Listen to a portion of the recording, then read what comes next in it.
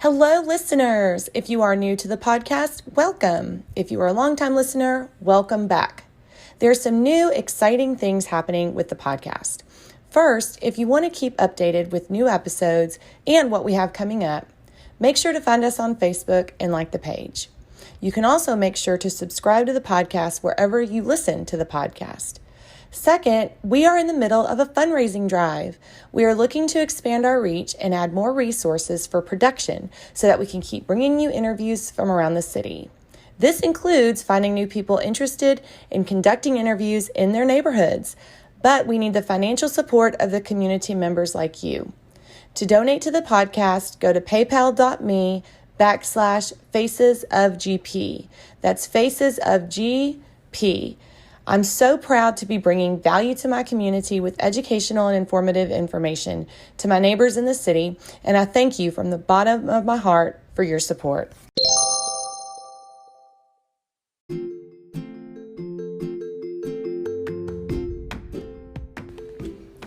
My guest today is Julie Harding. Julie and I were friends at a very young age when we met as across-the-street neighbors in Grand Prairie as young kids. We talked today about being neighborly and what we feel are some of the reasons that neighbors and communities have gotten away from getting to know one another. We discussed the negative impact it has on the older and younger generations when we don't intentionally foster relationships with those who live on the same street as we do, and how fostering those relationships creates positive outcomes for the mental health and well-being for all, especially teenagers who need the mentorship of the older generation. We also discuss how to create a neighborhood event that's low-key and low-stress, especially as we are moving forward from the pandemic. It was so good to spend some time catching up with a lifelong friend, and I think you'll enjoy being a fly on the wall of our conversation. Here's Julie Harding. Hi, Julie. Hi, Jenna. How are you? I am good. I'm doing good. I'm here. So thanks for letting me come over to your house. Of course, anytime. It's actually clean. We just hired the most amazing cleaning lady, and I love it. Oh, really? Yes. So when did you start having that done? Monday. Oh, nice. Yes. Nice. Isn't that lovely to have that help? It's amazing. But we specifically, she only cleaned certain parts of the house because I said, I want my kids to still learn their chores. So certain parts of the house are still for them to clean. I gotcha. That's a great idea. I like that idea. So Julie, you and I know each other because we were across the street neighbors when we were little.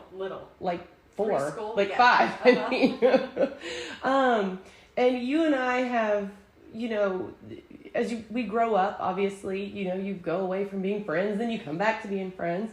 And so we got to kind of see each other again as adults when you bought this house, actually. Yes. Uh-huh. And so we played a lot, and our parents knew each other when we were little. Mm-hmm.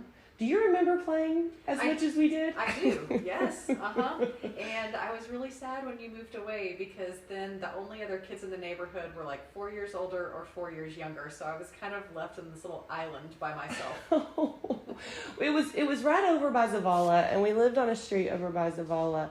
And, we moved literally not very far away from where we lived, but we would go to each other's houses all the time. I mean, we were riding bikes up and down the street and playing outside, but we were young.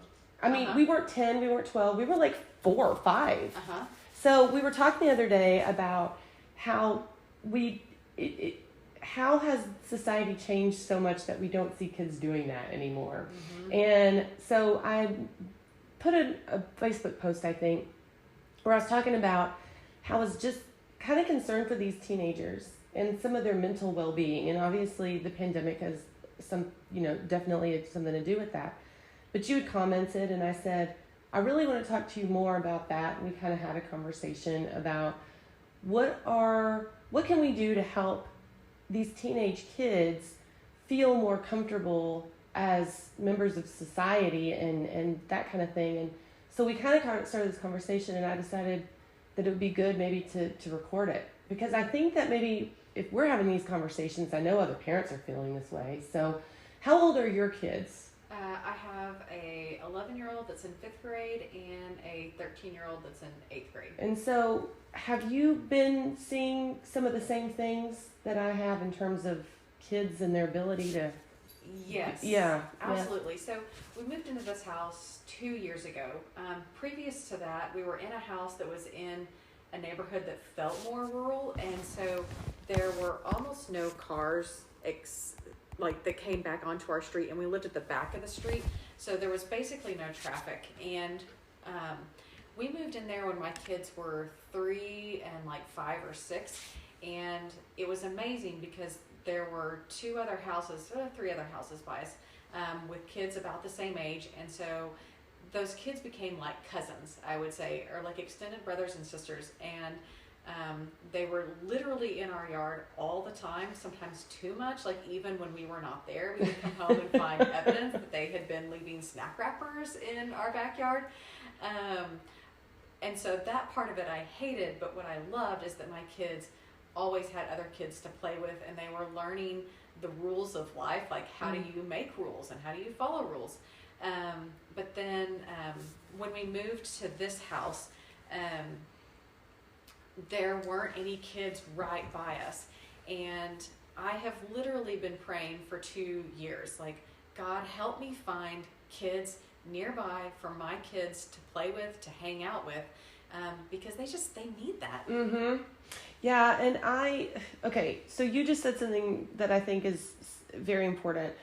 You said that kids learn how to play and how to create the rules of life. And I just recently was listening to Jordan Peterson. I love Jordan Peterson, and he has a new book out that's about this exact thing. His first chapter is about how kids learn to play. And he says they will literally get together and create games that everyone agrees to the rules. And first of all, they make the rules, and then they all agree to play by the rules.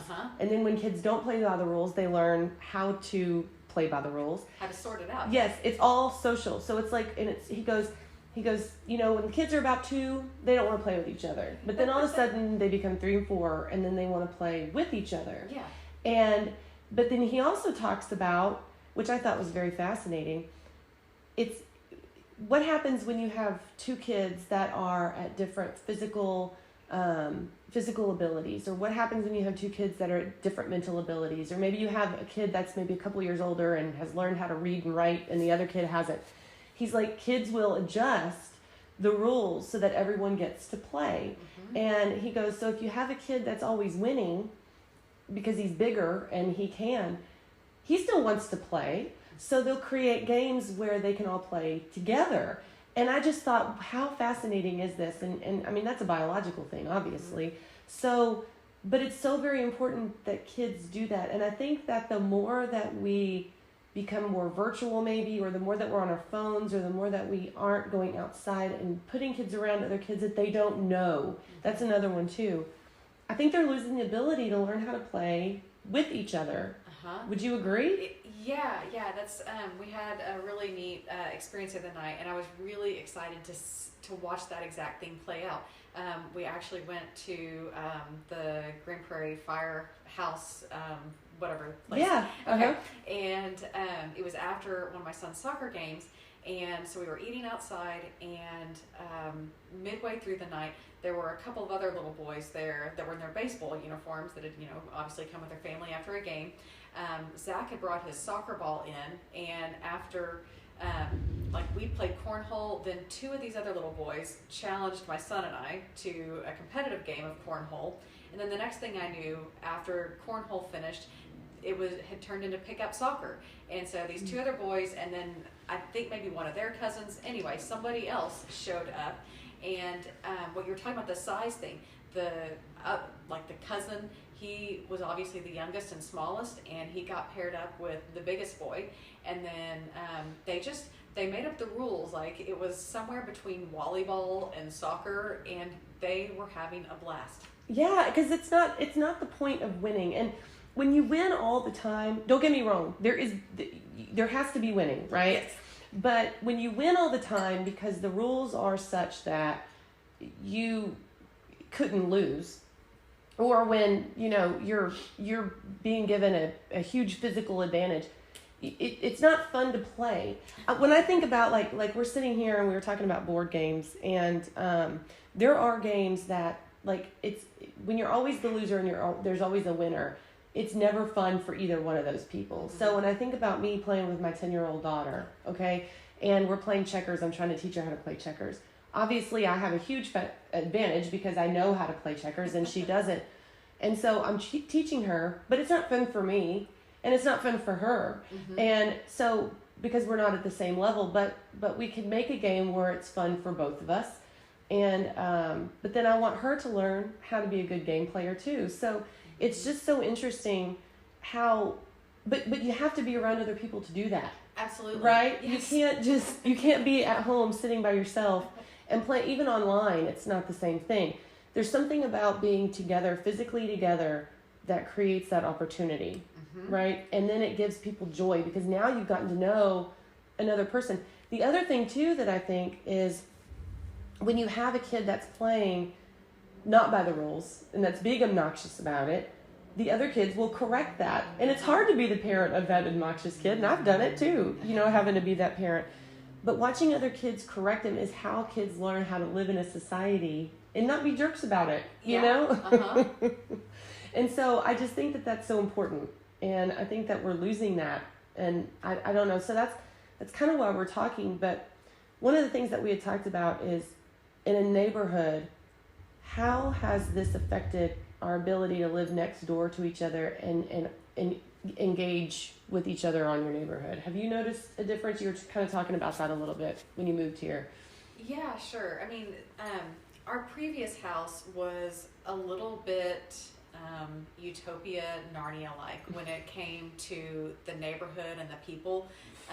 We met our next door neighbors the first time we went to look at the house, and I mean, they really became surrogate grandparents for us, and that's why it was so hard to leave that house. But it was time to leave for many reasons. But it was hard to leave the relationship more than it was hard to leave the house. And we've struggled to find that here, partly because I think when we moved into this house, our family was going through a lot, and so I wasn't my normal open self, where I naturally go out and meet people, but I was a little more shut down and closed off. And so I think it's taken a while for us maybe all to emerge from our cocoon a little bit. And 50% of the time you've lived here has been the pandemic. That is a very good point. Yes. You haven't lived here for a very long time when it comes true. To that. Yeah. But so it's interesting how I've noticed this in many elements of life, but specifically in neighboring, something that could be a problem ends up being a really beautiful thing. So my son is on a select soccer team, and recently he's been wanting to practice soccer more. So we've been practicing in the backyard, and this is the first time we've been like in a neighborhood with like a little bitty neighborhood backyard. Because you came from a house where you had a big lot. Yeah, we had almost an acre before. And then even our first house before that, we backed up to green space. And so if we kicked the ball over the fence, like we just walked back to the green space. So, but now there are 5 yards that I can accidentally kick the ball into. And so we have had to go to 4 out of those 5 neighbors over the last couple of weeks, knocking on doors, leaving a note saying, hey, we accidentally kicked a ball over the fence. We accidentally kicked 2 balls over the fence. Can you throw it back? Can we get that? And our 2 neighbors on either side of us have been super sweet to talk to. One of them, actually, they're both pretty much retirement age. One of them, they both failed retirement and went back to work because they loved their jobs so much. As is happening to a lot of that generation. Yes. And you could tell, like, my son was so nervous about knocking on the door, like, terrified. But she actually seemed relieved, like, oh, hi, hi, neighbor. Because there's been a couple times, like, I accidentally got some of their mail, but it never amounted to more than a 30-second conversation, probably because at least one of those times was early in the pandemic and everyone was like, ooh, don't talk to me, go away. But, this week or a couple weeks ago, she was really excited to see me and talked about, hey, let's get together. And so that has been, I guess, relieving. Well, it's, as you were talking, I was thinking of the movie The Sandlot. That was the entire purpose of that entire movie, was that they would kick a ball over the fence and the neighbor seemed so terrifying that they didn't want to go get the ball. But then it ended up obviously not being terrifying. But, you know, that was a pretty common occurrence back in the day, is you'd kick something over the fence, or, you know, go tell Miss So-and-so next door that, you know, I don't know, whatever, or making sure that our next door neighbors got to church, or making sure that they had the groceries that they needed. And I'm sure that still happens. This is not saying that, you know, we've completely lost sight of that as a society. But I think that in our rush to protect our kids from harm, from people that they don't know, or in a rush to try and make sure that we control everything about their universe and who they know and who they can talk to, we've kind of prevented them from being able to go out there and get to know people that they don't know and form those relationships. And I think that we might be robbing them a little bit of some experiences that way. Yeah, and robbing our neighbors of those experiences. Absolutely, yeah. Like I said, my neighbors seemed excited to see us and get to know us. So I was reading an article this week, and it was talking about how are we going to emerge from the super lockdown restrictions of COVID, and talking about risk assessment and like what risks are healthy to take, what risks do we decide are too much. And so that's the kind of thing that it's not going to be the same for every person. You know, depending on your health, your parents' health, who's in your bubble, your world, you're going to make different choices about COVID and when you decide to stop wearing a mask. If you ever decide, like, when do you go back to church in person? When do you do all of these things? All of those decisions have to be based on like your own personal risk and reward assessment, you know, and for lots of families, it's not just the physical health, it's the mental health and what do they need. So excuse that tangent, but my point is that we have to make those risk assessments in all kinds of areas in our life. The article talked about like, you know, are you willing to drive in a car? Pre-COVID, were you willing to ride in an airplane? Then you were already making these risk assessments and had already decided that you were okay with the risk of getting into a car accident. Because we know that it happens. We see it when we drive on I-20 or, you know, but we've decided that our need to get places faster than what we can walk or ride our bike is worth that risk. And so I think we need to think through that same kind of a process with our neighbors. What are we losing by not knowing our neighbors? What can we gain from getting to know them? And is it worth that risk? Like, yeah, what are we willing to risk and what might the reward be? Yeah, and what are we teaching our kids about how to trust their own intuition in terms of that? We were kind of talking about this a little bit before we started recording. You were talking about there's a street that goes in between one side of your street and the other side of the street that you live on. There's a street that goes perpendicular. We learned that in 4th grade math this week. Perpendicular and parallel. So we were talking about it's not necessarily a busy road, but it's a road that people might drive too fast on, and you know, I don't think there's any speed bumps on that road, so people might drive a little too quick. So you were talking about how the kids don't cross that street. I mean, when I was a kid, there was no limit to where my bike could take me, and our parents just let us go. Like, and so, but again, there was a certain level of, you need to look both ways. You need to protect yourself. You need to do this. If you get hurt, it's because you weren't doing something correct as a child. Like, there was a lot more responsibility placed on us as kids to navigate our own intuition, navigate our own the rules. And we might be taking that away from them by trying to keep them from harm's way too much. Absolutely. Like, I'm specifically thinking there was a stop and go that was probably, I don't know, would you say it's about half a mile from where we live? Yeah. And we had to cross a decently large street. Like, it was a 40-mile-an-hour street, 2 lanes going in either way. There was not a stoplight or crosswalk in front of the stop and go. And then there was not a light there at that there time. was not a light there. And then, so even beyond the stop and go, I had a friend that lived beyond that stop and go. So you had to cross that street as well. And probably the same friend. Yes, the same friend. Yep. And so, as a kid, we took mostly nightly walks, like, probably 5 days a week, most weeks. So I knew the streets with my parents. I don't remember if I rode my bike with my parents that much, maybe a little bit. But I'm guessing it must have been on those walks that they talked to me about traffic safety and looking both ways and yada, yada, yada. Because there wasn't even like a ramp, like a wheelchair or bike ramp. Like you'd have to stop, get off the bike, walk across the road. But I'm confident that I rode to that stop and go to get a slushie while I was in elementary school. Yeah. And so I think I've tried to do similar things with my kids. I love to ride my bike. And so I get that not everybody loves to do that, but it's something I love to do. Mm-hmm. And so I take my kids out with me, and I try to remember at certain times, like, to let them lead and make sure that, like, from our house, we can ride to the library, we can ride to a couple of different parks, we can ride to the donut shop. So if we're going to get a treat and get donuts, well, you got to get on your bike and ride there to, like, earn that donut. Oh, yes.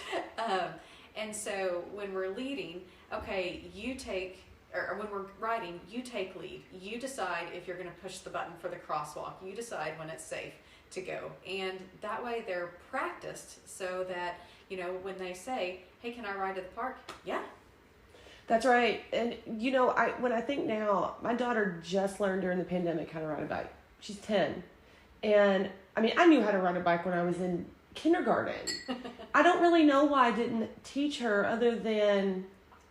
I don't really know why I didn't teach her. Life gets busy. Yeah, and so, but then I thought, this is just one step to autonomy, right? Having a bike, okay, yes, we all need to learn how to ride a bike in the event that there's some type of bike emergency and we need to get on it. I don't know, but like you want to ride a bike, but really what a bike is independence. Yes. And that's the same thing with rollerblading or skateboarding, a car at some point. Uh-huh. We're teaching them how to be independent and how to navigate the world without us constantly telling them how. And you talked about family riding. I don't remember doing that a lot as kids. I don't know that we ever went on a quote-unquote family ride-along of a bike, but you see it all the time now, which is great. That's not to say that it's not good. But there was a lot more of me doing it myself with my friends and really trying to... But again... The other part of that was we did know our neighbors. Whenever I was in elementary school, even after we moved away from where you and I used to live, I knew every single person on that street. Either there was a teacher at our school or just my parents knew or whatever. I'm actually Facebook friends with my childhood friend. We used to go out in front of her yard, and she was my next door neighbor at the house we moved to, and we would get roly-polies from underneath that stone. But we all knew each other, and I'm afraid that we've kind of lost that a little bit. And during the pandemic, one of the things that I had Avery do was a lemonade stand. And I did it for a number of reasons. One of them was I wanted Avery to learn how to work for money, and how to create a product that other people wanted to purchase or buy and consume. But I also did it for the mental health of our neighborhood, because there's something about seeing a kid with a lemonade stand that just makes you happy. Yeah. And I don't know what it is. It's just, you see them and you're like, oh my gosh, I don't even want lemonade, but I'm going to go over there and It's I'm probably, nostalgic. yeah, I'm not even going to give them 50 cents that they're asking. I'm probably going to give them $2 or $3 because they make me happy. I see a kid working hard, but then you also get to know somebody. It's an excuse to bring people to your house to meet each other. And there were people that showed up, and then all this, and this is during the pandemic. It was last summer. We were socially distancing, but we still got to see each other's faces, and I could tell those adults needed that too. Right? So two things come to my mind when you mention that. At our first house, this was years ago when my kids were like toddler preschool age. We had a horrendously hot summer. I think it was that summer where we had like 100 days of 100 degrees or more. And yeah, as we're complaining about the cold right now, all I can think of is we're not going to be complaining about that in a couple of months. But it was like late August, and it was also ridiculously dry. Like it literally had not rained all summer, like maybe since May or 1st of June. And so I think it was like a Sunday, August afternoon, it rained. And it wasn't like a ridiculous downpour, it was a gentle rain. But so my kids love to play in the rain, so we came out. But then our like retirement age neighbors came out to play in the rain because like people needed that connection to each other, to nature, etc. I guess the other thing it thinks like sometimes we can wait for opportunities to just come along, and then sometimes we have to manufacture them. And I guess what I'm going to say is a combination of both. I mentioned earlier that I've prayed for the 2 years we've been in this house to meet kids in the neighborhood, and it's been a slow wait. As I have been walking in the pandemic like everybody else did, I started to get to know one family on the far end of our street that's across like this, kind of main neighborhood street. They have 2 kids similar age, but I was usually walking by myself. The kids weren't with me. So I started to chat with the parents and see the kids. And then recently I was out and they were on their bikes and there was another girl. I should say before you continue that we do have a special guest, and it is your puppy. Oh, that yes. comes and goes inside of so if you hear that, that's what that is. Yes, her long nails that need to be trimmed on the wood floor. Or her shaking and you can hear the jingling. Yes. Like that's her. Anyways, go ahead. I'm sorry. That's okay. And so, anyway, just over the last couple of weeks, I have like inserted myself into a conversation. Like I was literally walking by and I heard 2 moms talking about the neighborhood middle school, and I was like, oh, I've got a kid that's going to be there next year. And like I totally just jumped in on their conversation, and was super self-conscious about it. But later they were like, no, that was great. Like, and so yes. Then one day I think somehow my son ended up seeing them on their bikes, and I twisted his arm and got him to go out. And so he's begun riding his bike with them. And so I decided I want to get to know these families better. So I went on Canva and made a super simple little invitation that said, hey, come over to our house, and hopefully, fingers crossed, we're going to have a few neighbors come sit in our front yard Sunday afternoon. That is amazing. And I think that, so inserting yourself into conversations is something that we all need to get better at. And I tell people when they go, how do you get people to be on your show? And I'm like, I ask them, because people have lost the ability. They just, you automatically assume you know what somebody's going to say. Mm-hmm. You assume that they're going to say no. You assume that, and that's just salesmanship 101, right? But like being able to just go, and I'll even preface a lot of times, I'll go, I know that I'm interrupting, but I just overheard y'all say blah, blah, blah. And I want to talk about this. And yeah, it might be rude, and I might walk away and they might go, oh my gosh, she was so rude. But most of the time that doesn't happen. Yeah. And it's like, oh, we need to get to know each other, So, and if they seem put off by it, then I walk away, and right. who's the worst for it? Fine. It's okay. Another person in my neighborhood wanted to get to know me. Oh no, that's terrible. Like, no. So I think that inserting ourselves into conversations shouldn't be considered rude. It should be considered,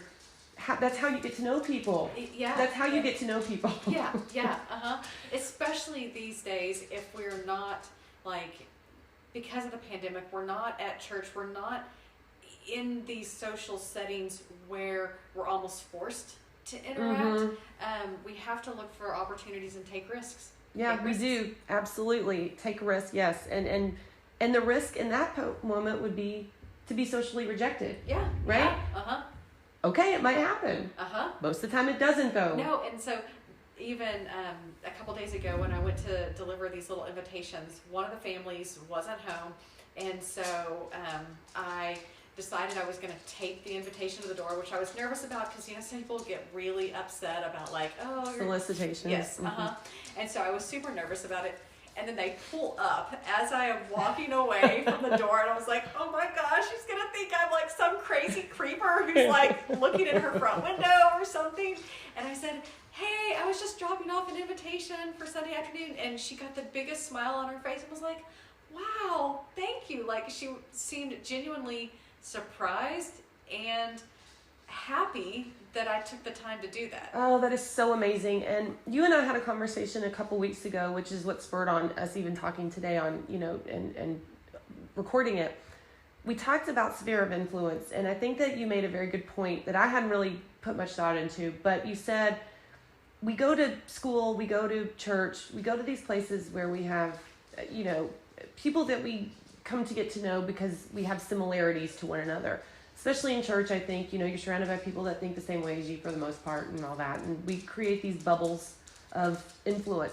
Mm-hmm. Neighbors are not something we can control, right? You can't control who moves in next door to you, which is a beautiful thing because then you get to know people that you wouldn't normally have gotten to know previously. Uh-huh. So that is diversity. That's true diversity. When you can get to know people that you would not have chosen, but that you are kind of, and I don't want to say forced because that's not really a good word, but, put in a situation where you don't really have the choice in the matter, but you make the choice to get to know them anyway. And I think that that's one thing that if we can start focusing on really local, how to get to know your neighbors and get to know people that are different than you, right? Yes. The only thing you have similar is the fact that you all wanted to live on that same street. Right. That has nothing to do with what you like, what you don't like, how you were raised, your culture, none of that. So I think that's important. Well, and I think the attitude with which you approach that relationship is critically important. Mm-hmm. Like, are you approaching it with an adversarial nature? Like, oh, my neighbor, look, their fence is trash, and assume you're the new person that moved in. Like, oh, they've been here. Why haven't they fixed it? Or why is their landscaping out front trash? Like, it's overgrown and it is a mess. Well, maybe one of the adults in the house is sick. Maybe they have a special needs child.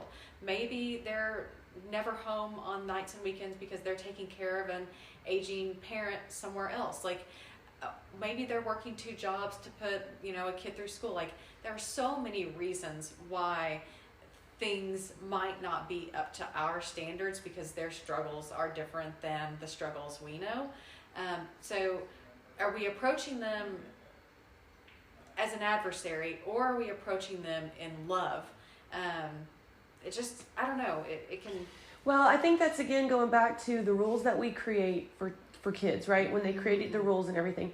Okay, so an HOA is basically a forced rules onto everyone.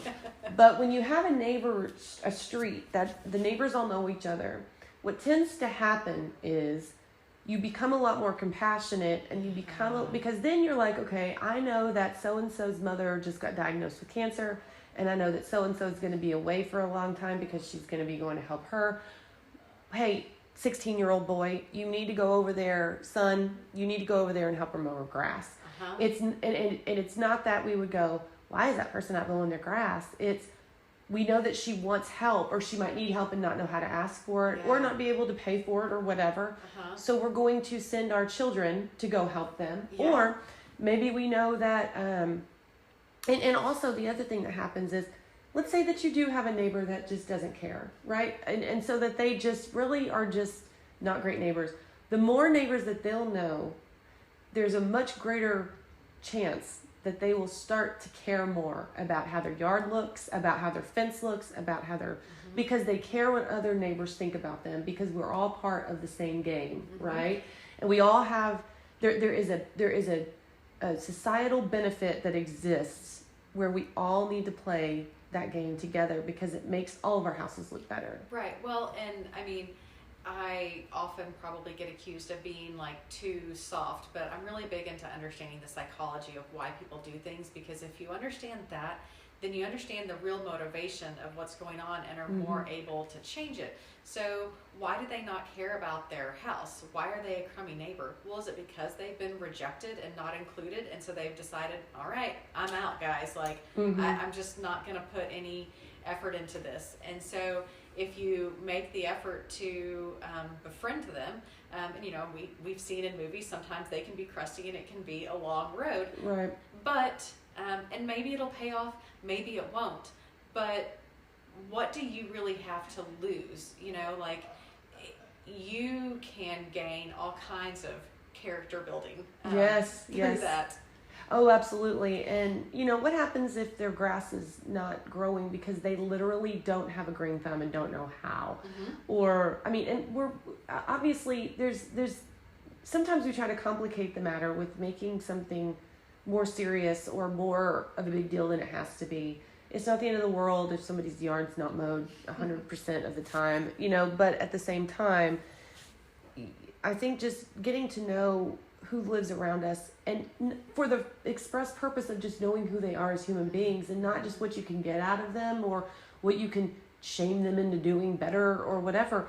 Just getting to know who they are and realizing that they're not all going to be exactly the person you would have chosen, but you can get a lot of use out of each of us can get use out of the other. I think that also this serves mutually beneficial relationship. Thank you. That's exactly right. And the multi-generational thing is another thing that you and I had discussed, and I think that we need to talk about.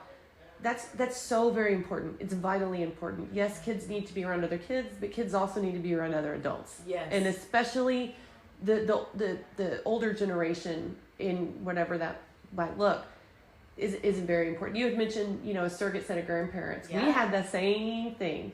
Mm-hmm. And I feel like the more authority figures that a kid can have in their life and now how they can learn how to navigate how different people are authority figures and how they can respect it is just going to make them better citizens in the world.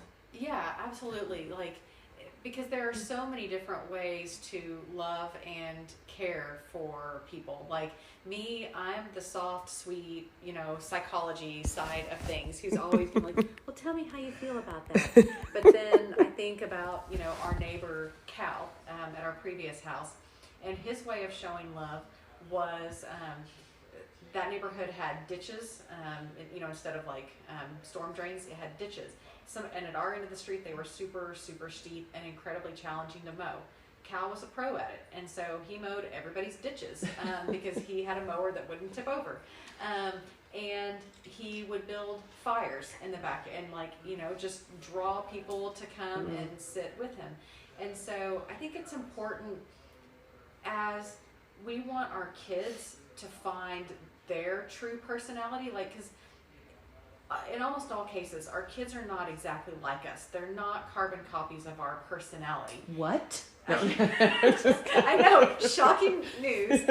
But they've got to try on. I mean, we all know how awkward middle school is. And that's what middle school is. It's trying on, for so many people, you're trying on different personalities to see, is this who I want to be? I remember trying on cursing and being mean and do I like the way I feel when I do this?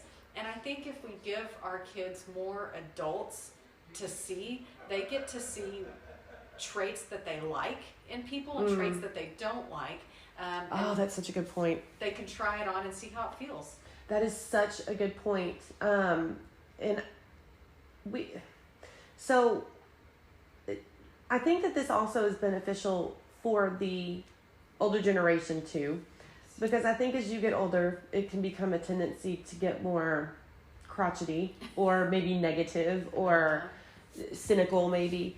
And being around kids gives you hope that the world is going to be a good place after you're gone. I think that's something that the older generation really likes to see. And I keep saying older generation. I'm 40 years old, guys. I'm not I'm not trying to say that people are old. I'm just saying, as you get older, and it happens with me too, you just become more cynical. And when you're around kids and you see that kids are still kids the way that you remember kids to be, and the world is not going to hell in a handbasket, and this is going to be okay, I think it gives them hope. We have a next door neighbor, and they don't have kids that come over all the time. I'm not sure if they even have grandkids or not.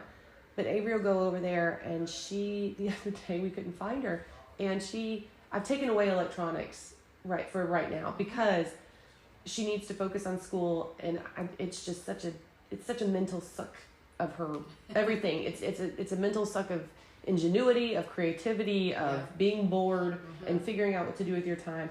So she's been playing outside a lot more. Well, we looked and I was like, she's over there next door. And I don't know if she'd gone and knocked on the door if they just happened to be outside with their dog, but she brought over some mud pies and she's like, I made some mud pies. And, I just wanted to see if y'all wanted any. And this is how I made it.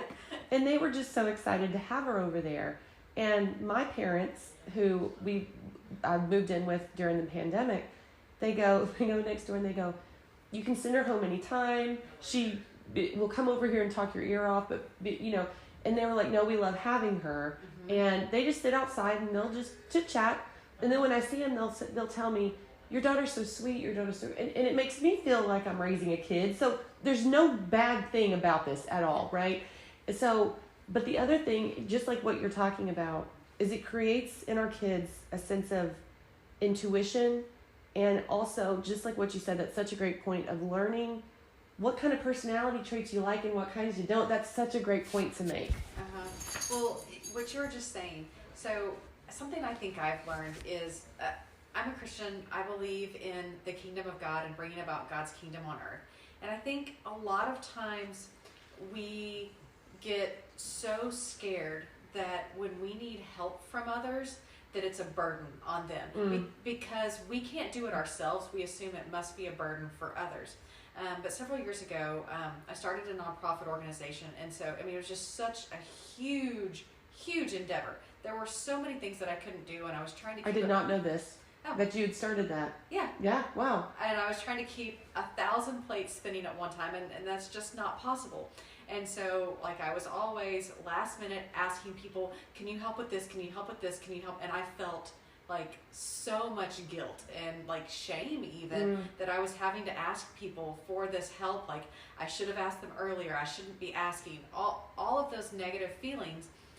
But in the end, what I saw is almost every time, these people were saying, thank you for letting me do this, do that. They were so thrilled to be helping in that way. It was filling their joy. They were doing the things that they loved. And it sounds like that's what was going on with your neighbor as well. They loved spending time with Avery. And so we get so scared of asking others for help. But really, think about yourself. Don't you love helping with the things that you're good at? Right. Yes. Right. You feel fulfilled and happy when you're able to help others with what you're good at. So what we have to try and do a better job at is getting to know people and getting to know, I could ask so-and-so to make me a meal because they would love that. Cooking an extra meal, no problem. But if I asked so-and-so, that would be like pulling a tooth out because if they don't cook, it's just not going to happen. Now, they'll come over and watch a movie with you all day long and bring junk food, but they don't want to cook dinner. Or they will take your dog while you go out of town. They would love to do that. But the other person who will cook your meal is terrified of dogs, and she would never, dog sit for you. So as we get to know people, we get to understand what asks are burdens and which ones are actually joys. That is such a good point. In my last neighborhood, when I started when I got my real estate license, I was trying to figure out in the beginning what kind of marketing was going to work well for me. And so there's all these different ways that you can go about doing it. You can get leads, you can do this, you can do that. Well, I listened to a top producing panel where a guy said, he lived in Viridian, which is on the north side of Arlington, and he was like, I'm basically the exclusive agent for my neighborhood. And he goes, because I realized that I loved parties. So I just started having neighborhood parties. I would have weenie roasts. I would have, pumpkin decorating contests. And I was like, that's exactly what I'm going to do because I'm such a social person. I love talking to people so much. I was like, I'm going to do that. That sounds like a good idea. So as a way of spreading the word about me being a real estate agent, I just started doing that. And so what I did in my neighborhood was I went to the guy that would do neighborhood night out, who actually is the husband of Betty Warmack, who is the Warmack Library. But he lived on my street, and he was getting older, and I said, hey, do you need any help with National Night Out? And he said, oh my gosh, I'm getting to the point where I can't really do a whole lot. I still want to participate, but I'm so glad that you took that upon yourself. So I was like, okay, great, I can help with that. So then I started doing that. Then I realized, okay, I can do, because that's in the fall. I was like, I can do one in the spring. Let's just have a weenie roast. It doesn't cost very much money to have hot dogs. I'll just go to Aldi and get some hot dogs and hot dog buns and have people over. And at first, people were like, okay, what? So the first time I did something like that, we had some participation. The second time, there was a lot of more participation. Then I started saying, okay, well, I can have events over where I can invite our local city councilmen, our local school board, and so that people can get to know our local elected officials. Any excuse I had to have a party is what I did. When I left that neighborhood, there was a lot of people that said that a hole existed because you were our social person. But other people didn't know how. And so I think that that's something that we could talk a little bit about. Like, what spurred you on to want to have a neighborhood gathering? How many people did you invite? And was it intimidating? And talk about that. Okay, so I spent days with this like internal dialogue running through my head, questioning who do I invite, how many people do I invite, and hashtag COVID, and will anybody even come, and should I do food? Hashtag COVID. Hashtag COVID again, like will anybody eat anything?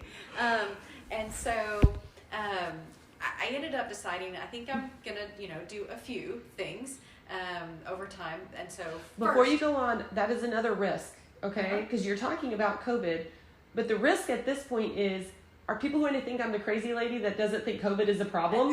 Right? So you're like, okay, how am I going to do this where I'm not going to make other people so upset? So anyway, continue. Well, and I just embraced it. Like the last line says, I'll have some brownies and drinks, but I won't be offended if you bring your own. Hashtag COVID, Like, yes, marketing. That's a great subliminal messaging, right? Yeah. Well, it's just like it's being real. Right. I want to welcome you, but I also get that it's COVID and none of us have lived through a pandemic before because the last one happened 100 years ago. So we don't know how to do this. But anyway, so I decided to start with just the group of kids that have been the neighborhood bike gang that has started recently. And so I printed off 4 invitations and wrote out with my son and gave them to like one of the kids. And part of it I realized is it's confusing. People don't know what to make of it. Like there was a kid, which is sad that we've gotten to that point. But you're so right. So one of the kids that was out there actually is in the same grade as my son. My son goes to a huge. The neighborhood school is enormous. So he's like, yeah, I've seen the kid before, but I don't know him.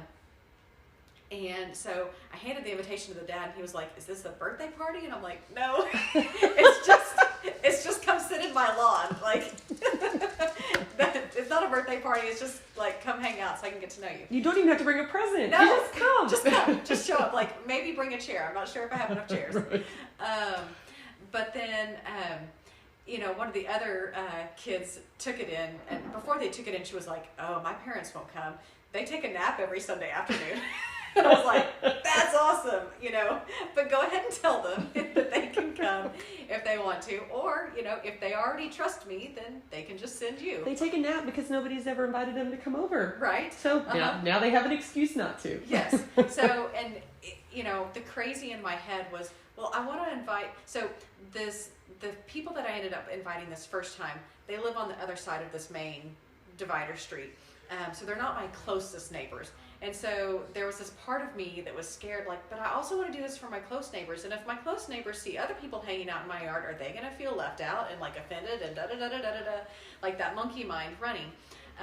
But I decided, so be it. 9 times out of 10, those scenarios aren't even true. Like they're just things we make up in our head to like scare us out of doing the things we want to do.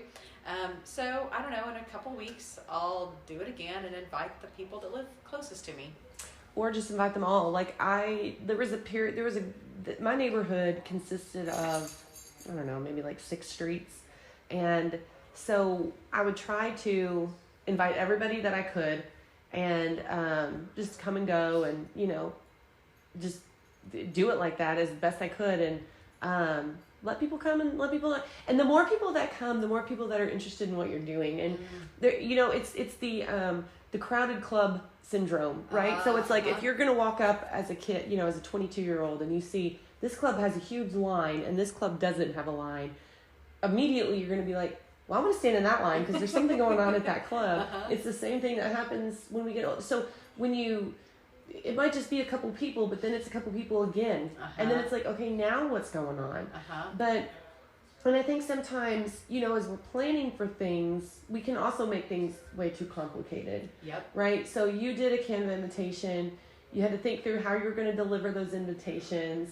And then you're like, oh, I don't want people to think that I'm soliciting them. I've gone through all of this. And these are all things that we, in our heads, talk us out of doing something really awesome.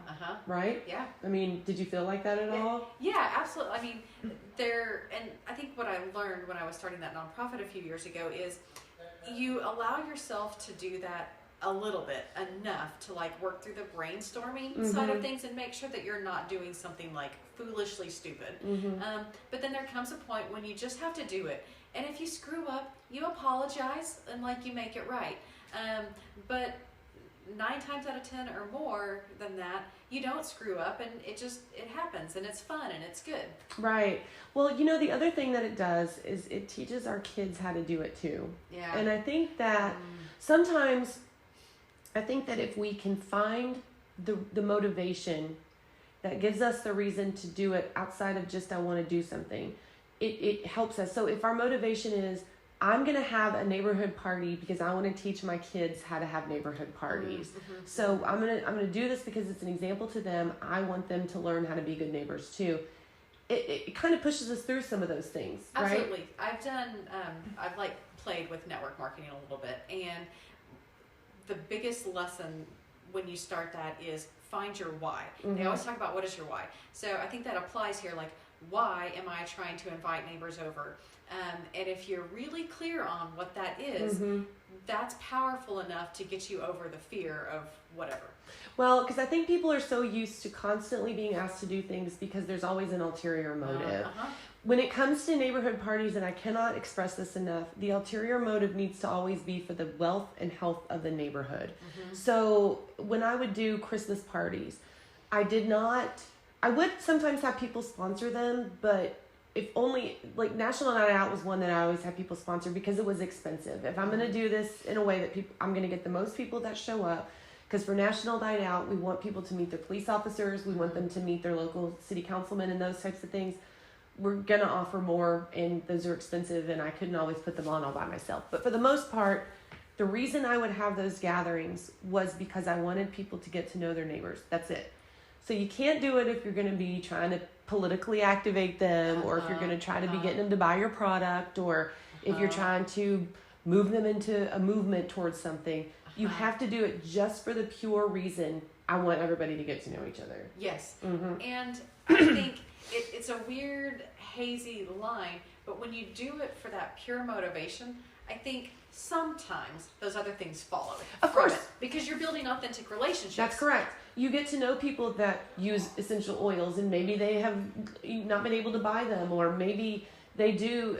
You meet somebody. There was a lady that lived in my neighborhood, and she was very politically active and has always been that way. Well, I love talking about politics, but when I mean politics, I mean like civics, like the study of being a good citizen and how our local government works. Well, then I'm like, oh, she invited me to come to this particular thing. We're having a discussion about whatever it was. Okay, that is an organic thing that comes from these events. If your attitude is, I'm going to try to force my agenda onto someone else, it's not going to go well. No. It's not going to go well at all. And when I would do Christmas, like Christmas as an example, the last year I lived there, I bought a Santa suit. My ulterior motive was, I wanted people to know that they could drive around in their streets and still see Christmas lights. I wanted neighbors to know that people did still drive around and wanted to see Christmas lights, because I knew that people wouldn't put them up because they didn't think anybody was looking. But then I also wanted people to, and the other thing I did was, so I got everybody together. I got a Santa suit, and then I had my brother-in-law dress up, and then I got the local elementary school, the choir. I said, would y'all like to come and carol? And he goes, oh my gosh, are you serious? And I said, I would love it. I mean, I don't know how many people are going to show up, but I would love to. So he was like, great. Well, then I invited the principal, and I said, hey, you're our neighborhood school. I know we have school of choice in Grand Prairie. I don't know how many kids go to that school, but I would love for you to get to know the people that live there because I wanted people to get to know the local school. And so then we had a Christmas light decorating contest. I said, everybody has a place in this whole role, right? You can either be somebody that participates in the contest, you can be someone that just puts lights on your house, or you could be somebody that views all the lights of your house. You can come listen to our local kids sing to us, and we can have a Santa that you don't have to wait in line for at the mall. The whole thing cost me less than $150. Wow. And I had people that were coming from other neighborhoods. Wow. Because now I have the parents of those kids from the choir, and then they see that what we're doing, and then it's like, oh my gosh, this is so awesome. A lot of times the reason people don't do things is because nobody asks. Yes. Be the person that asks, even if it seems weird. Like I was like, but we used to have kids that would carol all the time, and nobody ever asked that choir teacher to do something like that. He was ecstatic. He was so excited because now the kids get to show up and do something really cool, and their neighbors get to see them doing it. So I know that seems extravagant, but you also have to realize at that point, I've been doing this for 6 years. That wouldn't be something I would suggest to a novice neighborhood organizer, planner, or whatever. But what you're doing, that's simple. Yeah. Right? You have chairs that you bring, come sit in our yard and talk to us. That's basically it. I'm going to bake some brownies, not those kind of brownies, just regular brownies. And I bought a case of bottled water. Like, that's it. Right. And then if you want to bring other stuff, feel free. Like, if you want to bring your own brownies, if you want to bring your own snacks, like, fine. But just show up and let's chit-chat. Yeah. I mean, people like to do that kind of stuff. So if there's anything that y'all can learn from this podcast, that's what we need to start doing is the more local that we can get, the better. And the other thing, too, that we kind of talked about a little bit in our conversation on the phone a couple weeks ago, I think that people feel very overwhelmed by the large scope of things that go on in our society, right? You get bombarded with problems from other communities that are not problems in our communities. I think the more local that we can get with focusing on the issues that our own communities have, or the good that our own community has, the more that we see where we can fit in and help. You know what I mean? We don't feel so overwhelmed by it. Yes, I agree. Sorry, I was distracted because I was trying to look up something that I wanted to be sure and fit in before the end. There is a really awesome organization, and I feel like I'm not going to get the name quite right, so maybe you can put it like in the comments. Is this the email you sent me? Yes. Okay, I'm glad you brought that up. Yeah. I think it's neighboringmovement.org. Okay. I think is the right one, but I will put that link in the episode. Okay. Yeah. It's this really neat organization, and it started with just 2 couples that moved into a neighborhood. For them, it was a very poor neighborhood. It was the neighborhood that you don't go to, like you don't drive there after dark kind of a neighborhood. But they moved there with the purpose, like they had no agenda other than to get to know their neighbors. And what they have found is that their neighbors, that neighborhood that's not safe, that's dangerous, is actually filled with really incredible people who have all kinds of skills and gifts to offer the community. And as they have just started knocking on doors, as they have started like hanging out in their front yard, like one of the things they like to do is put gardens in their front yard. And I know if you have an HOA, you can do that, but lots of us don't. Lots of us can. Anyway, so they literally just spend time outside so that they can get to know their neighbors. So I bring it up because if this is something that you're interested in, but you kind of feel like, I have no idea where to start, read some of their information. It's really good work. Yeah, I've heard of another story. I was listening to a podcast where she decided to, instead of to put her picnic table in the backyard that they wanted to eat, they put it in the front yard, and would just start having family picnics. And then when people would walk by, they'd say hello, come on over, or whatever. Now people stop at that picnic table and eat at it, even without them being there, and they love it because that was the whole point. It's something as simple as that. And we actually have a developer that's coming in that's going to be building some houses on the way south side of town, like down by 360. The houses they're building now have huge front porches, Amen. With the idea, the specific idea of get to know your neighbors and spend more time on your front porch. I think that TV and the cell phones and all this stuff is distracting us from amazing things going on around us. Absolutely, yes. Like, there are beautiful things happening around us all the time, and we just don't know because we're inside. Our first house, we built, and we got the salesman in trouble because, like, we had him redesign the house with the front porch, and after that he was like, so I'm not allowed to do that anymore. And then our second house that we were in had a huge porch, and you can ask Jenna, like, the only thing we did not like about the house that we're in, the one hesitation was that there is no porch out front. No. And so that is on our list of things to someday try and figure out. But, you know, maybe I just need to slap a picnic table out there and not worry about how ugly it is, because there's no HOA to tell me I can't. So that's very true. That's very true. The other thing that I would add, and I think that kind of to your point about the couples that you were talking about that moved into that neighborhood, and about to bring back the pushiness and the inserting yourself. When you are somebody that cares about your neighborhood, you want to make other people care about your neighborhood too. So let's say that there's that pushy neighbor. They can now go push to the police department and say, hey, I live over here. Would you mind coming over one day and coming over with like, we're having this neighborhood party. I'd like for them to get to know our local beat cops, or I'd like for my local city official to get to come over and talk. And you know what? Those city officials will be so appreciative of someone inviting them into their neighborhood to meet more of their constituents. It does not need to be anything formal, but people need to know that there's people in this community that exist that care. Yeah. And I want you to know, police officer, there's going to be a neighborhood kid bike gang that is going to be going around and riding bikes, and maybe you could drive through it a couple times and make sure that they're abiding by the laws, riding on, not on the sidewalks, but on the streets. Maybe you could make sure that they're not going places they shouldn't, or just come by and say, hey, I'm watching out for you guys.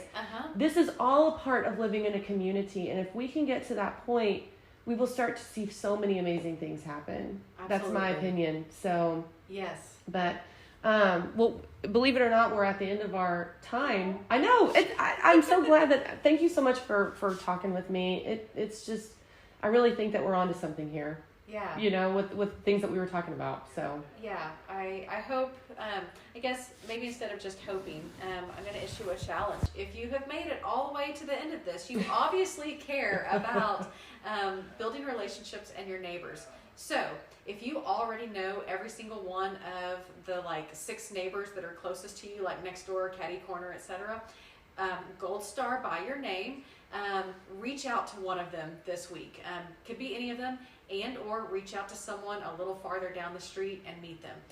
If you don't know all 6 of the neighbors that are closest to you, pick one, be brave.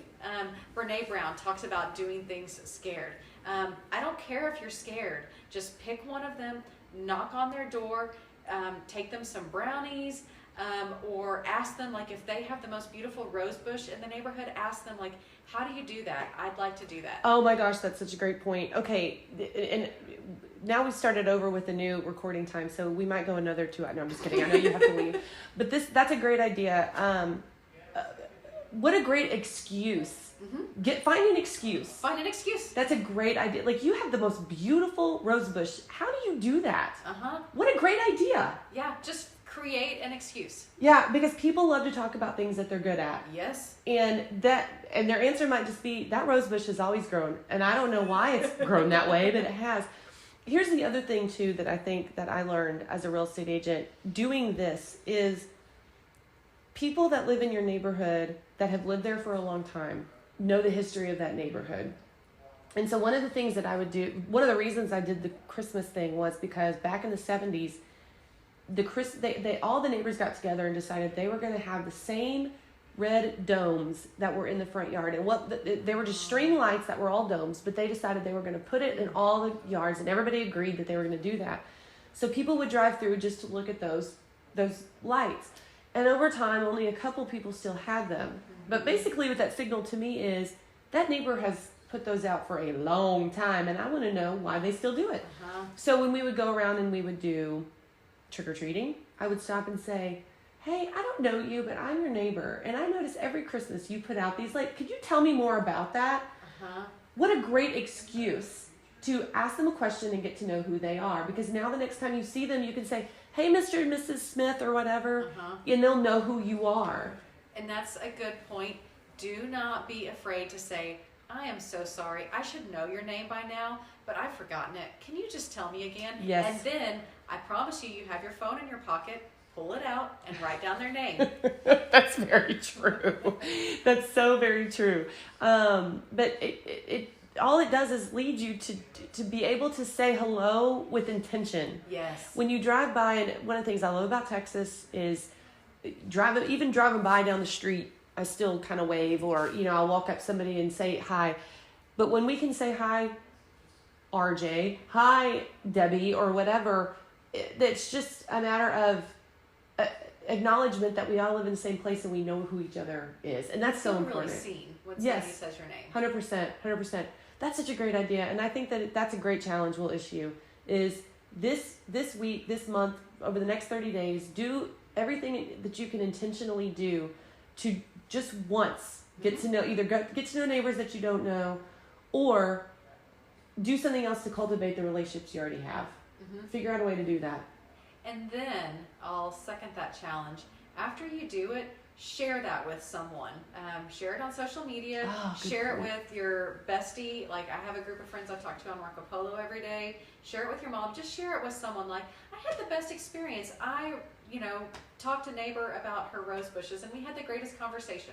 Just share share how it goes. Yes, that is so true. That is so true. Take a picture. If you're interested, put it on Nextdoor. Oh yeah. Because then you can, say, next time we'll invite everybody, or, we had such a great time talking, or whatever. That's just, because all of this goes to the mental and emotional well-being of a community. Yeah. That's what it does. And it gives other people the ideas to do it. Because I think that sometimes, and especially right now, we're all just trying to survive, right? It's just about survival. We're not being intentional about these things, and I think that we need to start. Somebody has to be brave. Yeah. Right? Yeah. It could be you. Yep. You be the brave one. So. Amen. Yeah. Thanks, Julie. You're welcome. I Thanks, appreciate Jenna. it. Bye.